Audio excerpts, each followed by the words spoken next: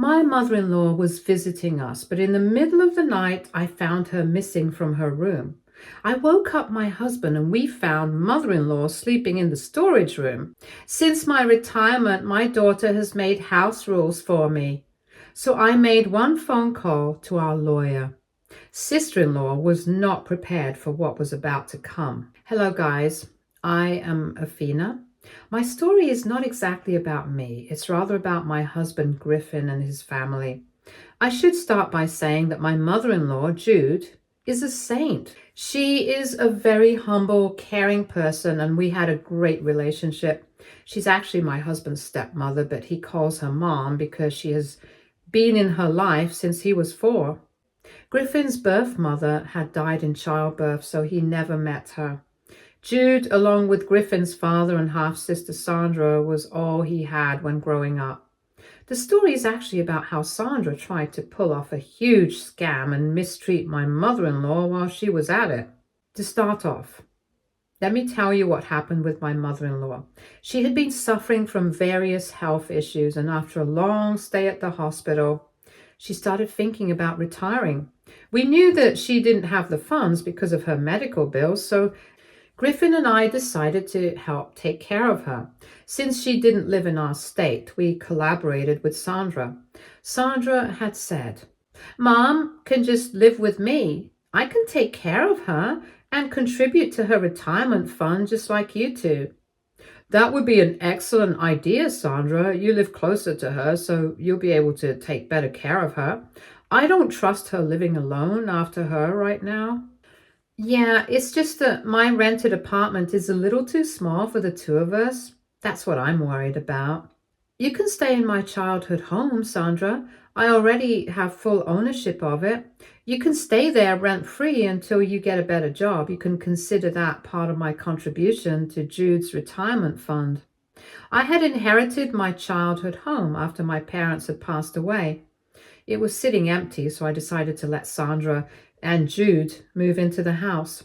Sandra was enthusiastic about this whole thing and also set up a retirement fund and promised to add Jude to it after finalizing everything. Since we lived far away, we were happy with what she was doing and continued giving her money in this account so that she could take care of Jude. We honestly had no idea that Sandra would misuse our trust, and we found out almost a year later. After a year passed, Jude came to visit us when I got pregnant with my first child. She seemed excited about the pregnancy, so we called her over to stay with us a few weeks so that she could be a part of the journey. Jude flew to us and settled in just fine. She did look a little thinner than before, but we didn't think much of it. We knew that her health wasn't the best and thought that losing weight was a part of that. But we quickly found out the truth about her situation that night. I had woken up to use the toilet when I passed by Jude's room. I decided to step in and make sure she was all right, so I knocked on her door. When I didn't hear a response, I got concerned because I thought she had gotten sick, so I let myself into the room to check on her. You can imagine my surprise when I saw that her room was empty. Jude was missing, and so was a pillow and blanket. I was really confused and tried to look for her around the house. After a few minutes, I went and woke my husband up because I couldn't find her. Ultimately, when we started to loudly call her, she answered from the attic. Griffin and I were confused about why she was there. We went to check and saw that Jude was sleeping there. We immediately said, "What are you doing here, Mom? Have you been sleeping here? It's so cold and uncomfortable. Why did you come here?" "Oh, it's fine for me, guys. I can handle it. I'm used to this, actually. This feels more suitable for me right now." "What are you talking about, Mom?"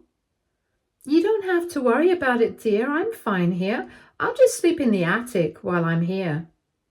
But it's super cold here. Why would you want to sleep here?" "Since my retirement, my daughter has made some house rules for me. I am simply following it out of habit. I don't want to spoil my habit and get too comfy." What are you talking about, Jude? What rules? Well, you guys don't have to worry about it. I'm fine here. I took the blankets with me. I hope that's not a problem. Mom, why would this be a problem? You can take the blankets anywhere you want, but we still don't understand why you're sleeping here. And what rules are you talking about? Jude looked really uncomfortable when Griffin tried to prod her for answers. She looked down to the floor and refused to meet our eyes. Griffin and I exchanged looks, and we communicated with each other that we needed to get to the bottom of this situation. But pushing Jude wasn't going to be a reasonable thing to do so late at night. My husband and I were both very tired, and we needed to have a clear head to have a discussion about the situation. We both knew that this was something serious and it needed our undivided attention. So, instead of pushing Jade for answers, I gently said, "Listen to me, Jude. You need to go back to your room and sleep. The attic has no heating. And it's pretty nasty up here. This is no place for you to sleep." "But I'm fine here, Athena. I can sleep without heating. It wouldn't be a problem." "Well, we will feel really bad if you do, Jude. How can we sleep in a heated room and on a comfy bed while knowing that you are up here with nothing?" "Yeah, Mom, it doesn't sit well with us. You need to come down and sleep in your room. We don't want you catching a cold up here." I don't know, guys. I think it's best if I just sleep here. I can make it a habit to enjoy nice things. It won't be good for me." "Look, Jude, I don't know what you're talking about right now, but I do know that Griffin and I won't be able to sleep if you stay here. Can you please do this for us? We can definitely talk about this tomorrow morning. Griffin and I are both tired and need to rest. You had a long day too, so you need to rest as well." After a lot of coaxing, Jude finally agreed to return to her room. My husband and I helped Jude gather her blankets and moved her back into her room. I made sure she was in bed and trying to fall asleep before going back to my room. As soon as I entered the master bedroom, I saw that Griffin was waiting for me. He looked really spooked and said, "Something really weird is going on, Athena. I don't know what my mother was doing in the attic. What did Mom even mean when she said that Sandra set house rules for her?" "It's all really fishy to me too, Griffin. I think we need to talk to Jude about this in detail. She didn't look too comfortable today, and we are both tired. Let's go to sleep right now. We will try talking to her tomorrow." "I do feel tired, but I don't know how much I'll be able to sleep, though. I think this will keep me up. I kind of want to call Sandra and ask her what on earth is going on." I could understand Griffin's frustration and his desire to call his sister, but I didn't think that was a good idea. I know to identify signs of abuse and neglect because I am a social worker myself. I knew that Jude was hiding something big from us. I also knew that calling Sandra and accusing her of anything without proof would be a stupid idea. Might actually make things worse for Jude. So I tried to calm down my husband and said, "I don't think that's a good idea, Griffin. From what I have seen so far, it looks like your sister hasn't been acting right towards your mother. This is all very suspicious. I am afraid contacting Sandra without having the full story from Jude will not be a good idea." "Then what do you suggest we do, Athena?" "Let's just get Jude's side first before we do anything. If we mention something now, Sandra may try to intimidate Jude and shut her up." "You're right, Athena. I guess all we can do is wait for tomorrow." I was finally able to convince my husband to go to sleep and went to sleep myself. However, even as I drifted off, I kept thinking about Jude and Sandra. My husband and I both knew that something was fishy, and it was time to find out what was going on with her.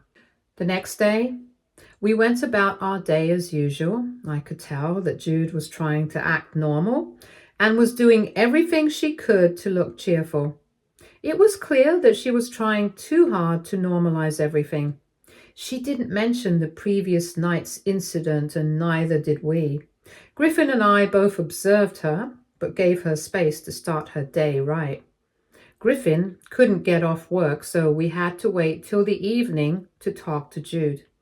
After Griffin went to work, I took Jude out for a spa and a shopping trip.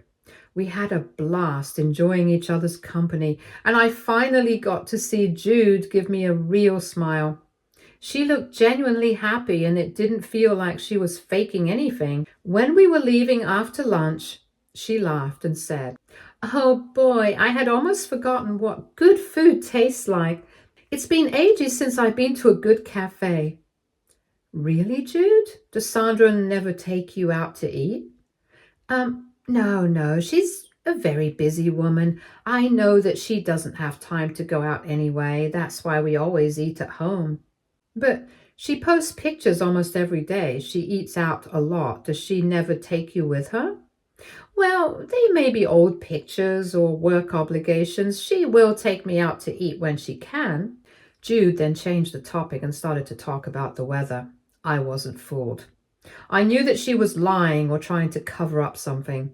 Sandra always told us she took Jude out to fancy dinners all the time. I mean, that's why we had been giving her extra money to make sure Jude has an amazing retirement. But that day, Jude had slipped up and told me that Sandra never took her out to eat. Jude tried to lie and say that Sandra was busy with work. She forgot the fact that we all had Instagram, and we saw how Sandra frequently went out to upscale restaurants for dates and dinner with friends. It was all very suspicious, and it made me want to find out the truth even more. That evening, when Griffin returned from work, he looked very glum. I knew that his mother was on his mind the entire day. We called Jude and sat her down after I told him what she had said to me after our lunch. Griffin was visibly concerned about Jude, and so was I. Jude took one look at our faces and knew that we were going to have the talk. She sat on the couch and didn't want to meet our eyes. Griffin said, "Mom, we need to talk about what happened last night." "Oh, come on, Griffin. It was such a small thing. Do we really need to talk about this? You can just forget it. I'll continue to sleep in the bedroom from now on. I won't make any trouble." "It's not about making trouble, Jude. We need to know what's going on with you and Sandra." "You mentioned that Sandra set some house rules for you. You need to tell us exactly what those house rules are, Mom." "You don't have to worry about it, guys. I don't even know why I said that. It's honestly nothing. Just forget about it already." Jude was absolutely unwilling to tell us anything. We tried very hard to coax her to talk. She just kept deflecting and told us to simply forget what happened. Well, we didn't give up and gently tried to convince her to talk to us. After what felt like forever, Jude broke down in tears and told us everything. Oh boy. We were not prepared to hear what she had to say. Jude started to cry loudly and said, "My daughter hasn't been nice to me after my retirement. I thought that she would take care of me like she had promised, but she's treating me like dirt." "What exactly is she doing, Mom? What house rules were you talking about? We need to know what's happening to you." "After I moved in with her, she gave me a list of house rules. I'm not allowed to use any of the rooms as my bedroom. She told me I needed to take the attic. I tried to reason with her because the attic had no heating, but she refused to hear me out." Griffin and I were both shocked to hear this. We had given Sandra good money to buy Jude a heater for her room. Sandra had been complaining to us that there wasn't much money in the retirement fund, so we needed to pay her the cost of the heater up front. We didn't ask many questions because we thought Sandra was genuinely going to buy a heater for my mother-in-law. But Jude was telling us that she had been sleeping in the cold attic for the last whole year. I was shocked and said, "Wait, what? But we gave Sandra money to put up a new heater in your room." "I don't have any room in that house, Athena. Sandra did put heaters in 3 bedrooms, but I'm not allowed to use them. I can only enter those rooms when I clean them every day." "What? Sandra is making you do all the cleaning every day? We never agreed to this." "I do all the chores in the house. I have a separate pantry where I can store my food. Sandra just puts some veggies and eggs there when she remembers. And when the stock runs out, I usually eat crackers till she remembers to go shopping." "She doesn't even give you food? What about her own food? Can't you eat it when your stock runs out? No, I don't pay for it, so I'm not supposed to touch it. Actually, I can't touch anything without her permission. What about the food, Jude? Why don't you buy your own food? You get a generous allowance every month, so you should be able to get your own things. I don't have any money, Athena. I left my job, remember? I barely had any savings left after my treatment. Sandra doesn't give me over $100 a month, and that gets used up for my hygiene product. After hearing Jude's side of the story, my husband and I were in shock. We couldn't believe that Sandra could be this horrible towards her own mother. She seemed so excited and enthusiastic about taking Jude in and caring for her after her retirement. But Jude was telling us that her daughter was downright abusing her. It was simply bizarre. Griffin was in shock and looked extremely confused by this situation. He looked at Jude in disbelief and said, Why is she acting like this, Mom?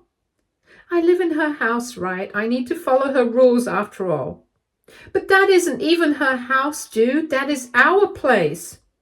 And I have been letting her stay there rent-free because she agreed to house you. I never knew about this, Athena.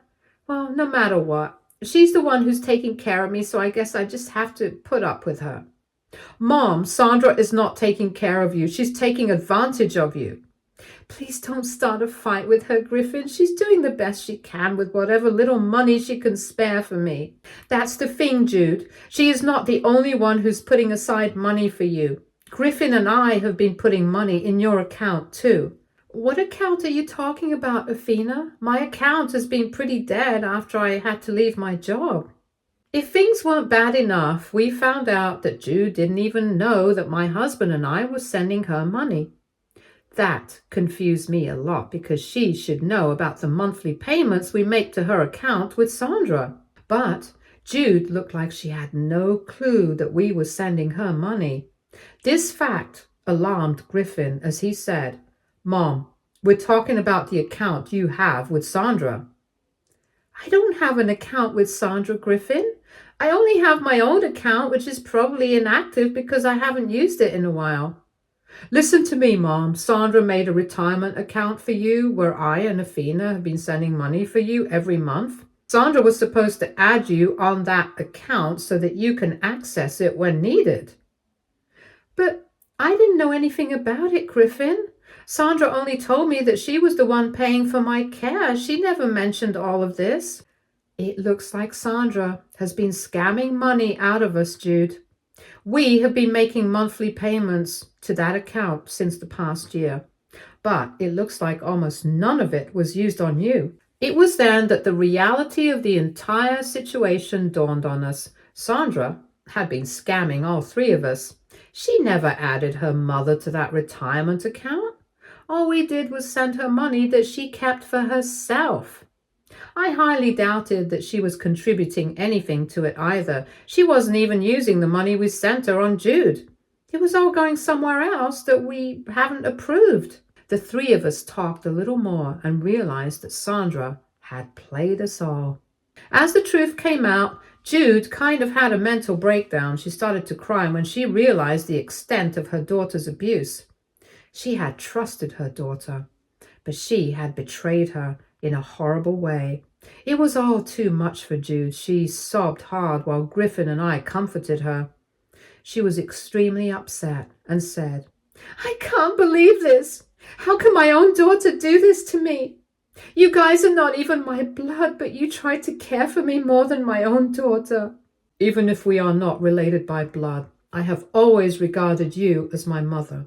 It was my duty and my wish to take care of you. Athena wanted to help too. That's why we started the fund in the first place. We believed Sandra when she promised to take care of you, Jude. We wish we would have been more careful. You went through hell because we trusted the wrong person. No, all of this is my fault. I failed to raise a decent human being. I couldn't even raise my daughter right, so I deserve this abuse. I'm so sorry that you two lost so much money because of me. Even after everything, Jude was apologizing to us. I'm sure that you guys can make out exactly what a selfless woman my mother-in-law was. Despite being abused for a whole year, she was more concerned about our money getting wasted. Griffin and I immediately jumped on the topic and said, "Don't you dare apologize to us, Mom. None of this is your fault. No one deserves to be abused, Jude. Yes, Sandra misused your money, but that isn't the important part. The important part here is that you have been living in hell and we couldn't do anything about it." "It's okay, Athena. I knew that my life would change once I became dependent on someone. You guys can stop sending Sandra money now. I will manage somehow. I don't want you wasting money anymore. I will try and look for a job." Jude was really apologetic about the situation and kept telling us that we shouldn't waste any more money on her. And she also told us she would be looking for a job so that she doesn't have to live like that anymore. My poor mother-in-law was in tears and feeling bad about what happened.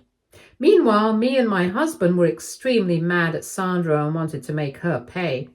When he saw his mother cry, Griffin immediately jumped in and said, "No, you're not going back to working with your poor health. We won't allow it. And we will not stop giving money. This time, we will make sure that you receive the money." I don't think Sandra will be happy about that, guys. You don't have to worry about Sandra anymore, Jude. What she has done to you is horrible. She is going to pay for it. Yes, we will make sure of it, Mom. You can relax. Things will get better for you. You won't have to put up with that stupid woman anymore. But what am I going to do? Where will I go? You will stay with us from now on, Jude. If you want to go back, you can, but you wouldn't have to live with Sandra anymore. We will make sure of that. In fact, we will set things in motion right away. Griffin and I calmed down Jude and sent her to her room to get some rest. Then, my husband and I had a long talk about what we needed to do next. We were on the same page about what needed to be done, so we got to work as soon as possible. The next morning, I made a very important call to my lawyer, and he came over to discuss some things with us. Griffin and I told him what we wanted to do, and he got to making all the necessary preparations. It took him 6 days to complete what we wanted, so we had to wait a little. However, during this time, we gave Jude extra attention so that she could feel loved and cared for. We had also shared our plans with her, and thankfully she didn't stop us. She realized that Sandra needed to pay for her actions and agreed that she had let things go too far. With that confirmation, we gave my lawyer the green signal to proceed with our instructions. After those 6 days from us, Griffin got a furious call from Sandra. I won't say that it was unexpected. In fact, we had been waiting for the call ever since we found out about her abuse towards Jude. Sandra called us furious and said, "What is the meaning of this, Griffin? I see that you've been served the necessary papers." "What is going on, Griffin? Are you and your wife really kicking me out? I have been served an eviction notice, for God's sake." Yup, we had served Sandra an eviction notice through our lawyer. Although the house was mine, the decision was made jointly. Sandra was no longer going to enjoy free housing because she hadn't held her end of the bargain. My sister-in-law didn't like that one bit. She started to scream at us while I said, "Yup, we sent you eviction papers. You need to be out of my house within a month." "Why on earth are you kicking me out? What's going on? You promised that I could live here as long as I want. And you had promised that you would take care of Jude. You haven't been doing that very well now, have you, Sandra?" Sandra went completely silent when I confronted her with facts. She stammered a lot and couldn't come up with anything for a few seconds. Griffin and I patiently waited as she said, "What are you talking about, Athena? I'm taking care of my mother."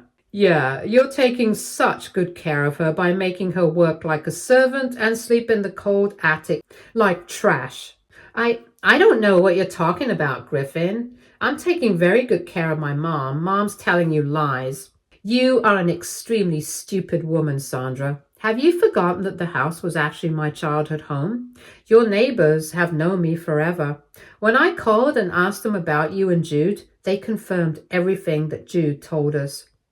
No, they're all lying. We actually have substantial proof that you have been misusing our money and not spending it on Mom. In fact, we know that you never contributed a cent to her retirement fund or even put her name on it.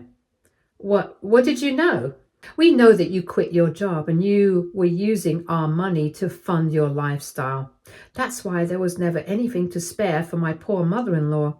You have been caught, Sandra. Sandra was shocked to silence and wasn't saying anything. Griffin and I had done our research and found out that she had quit her job. We didn't know how she was able to sustain herself until we realized that she was basically living off the money that we were sending her. Jude never knew any of this since she never told her about the money we were giving her. It was all a bizarre situation that was working very well for my dear sister-in-law. That was until Jude told us the truth and we started to dig deeper. We finally understood the true extent of her deception. Suffice it to say, my husband and I were pissed. Sandra was just full of excuses and said, "Okay, look, I'm sorry, okay? I made the dumb decision to quit my job and didn't know what to do. I will start looking for a job and give Mom access to the account." "It's a little too late for that, Sandra. I cannot leave Mom in your care after what you've done. We'll be sending her money directly from now on, and you will be moving out and Mom will stay at the house." No, please don't kick me out, guys. I've nowhere to go. I'll be on the streets." "Oh, don't worry about that, Sandra. You won't be on the streets. You will be in jail because we will be suing you for misusing our money." Sandra probably hadn't expected that to happen. She never stopped to think that we might end up pressing charges against her if she does something stupid. Or maybe she had thought that she would never get caught. No matter what her logic was, ultimately her plan didn't work. I had already talked to another of my lawyers and told him that Griffin and I would like to sue Sandra for scamming us. She would have received the legal notice in a few days. Sandra knew that we weren't lying. She immediately started to turn on the waterworks and begged us not to press charges against her. It was very pathetic to hear her cry and apologize over and over again. Believe me, guys, after knowing what she has done to Jude, I had no sympathy for her. I usually don't have a lot of sympathy for abusers because I have dealt with a lot of them. So I knew that Sandra was remorseful only because she had been caught. Griffin also didn't soften at her tears because he knew that her actions were unforgivable. So my sister-in-law begged and pleaded with us not to press charges. However, we told her in pretty clear terms that she wasn't going to change our minds. She started to harass Jude and call her names for outing her, which made us even angrier. On Griffin's advice, Jude had started to ignore her texts and didn't let her crocodile tears get to her. We didn't block Sandra because her texts served as proof that she was scamming us. In the end, her own actions came back to haunt her because we won the case, and Sandra had to pay us back every penny we had sent her. She also lost her place to stay because I didn't budge on the eviction and threw her out of the house as soon as the 1-month mark was up. Ultimately, I rented it out to a lovely couple and made Jude move closer to us so that we could take care of her. Jude also found herself a pretty stress-free desk job at one of the NGOs around so that she didn't feel like a burden on us. She insisted, so we didn't stop her. We don't take any money from her, though. All the money is helping her build her savings back up. As for Sandra, we have all gone no contact with her while she struggles finding a decent place to live and pay off whatever she owes us.